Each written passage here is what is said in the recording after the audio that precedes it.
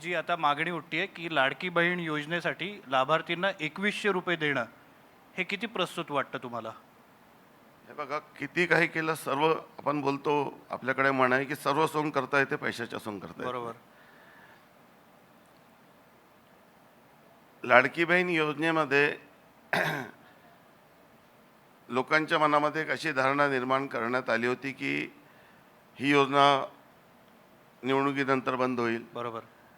अशा पद्धतीचं चित्र निर्माण करण्यात आलं होतं की जसं 2005ला झालं होतं, सुशील कुमार शिंदेसाहेब मुख्यमंत्री असताना, की इलेक्ट्रिक बिलची माफी जाहीर करण्यात आली, नंतर युटर्न घेण्यात आला होता.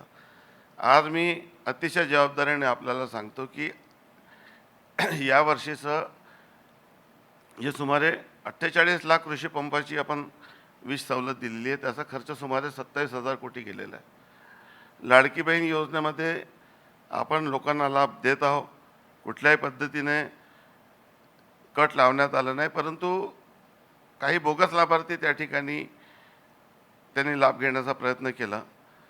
काही लोकांनी दुबार लाभ घेण्याचा प्रयत्न केला. जेव्हा लाडकी बहीण योजनेमध्ये जी अट आपण टाकली होती की 2.5 लाखपेक्षा कमी उत्पन्न पाहिजे, तुमच्याकडे गाडी नाही पाहिजे, या सर्व अटीचं काही लोकांनी व्हायलेशन केलेलं आहे. त्यामुळे जे सरकारी लाभार्थी संख्या अधिकारी होती, कर्मचारी पण आहेत त्याच्यामध्ये, सरकारी कर्मचारी पण आहेत आता त्याच्यामध्ये. योजना ज्या लोकांसाठी आपण केलेली आहे ती त्याचा लाभ त्याच लोकांनी घेतला पाहिजे.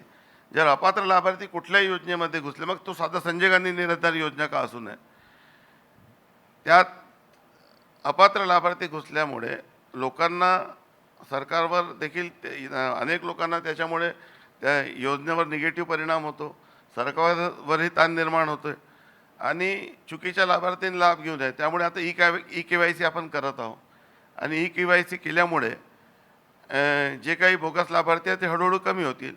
सरकारची आर्थिक परिस्थिती अधिक मजबूत होत आहे आणि त्यातून आपण या सर्व योजना प्रभावीपणे राबवू शकू. भविष्यामध्ये पूर्णपणे शेतीपंपाला आपण दिवसावीज देण्याचा प्रयत्न करत आहोत.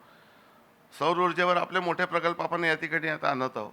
त्यामुळे शेतकऱ्यांना दिवसावीज आणि कमी दरात वीज खरेदी होईल. त्यामुळे या सर्व परिस्थितीतून पुढच्या 2-4 वर्षामध्ये आपण आपली गाडी रुळावर येईल. म्हणजे आर्थिक स्थिती रुळावर आल्यानंतर लाडक्या बहिणींना अजून पैसे वाढवून देणं शक्य होईल.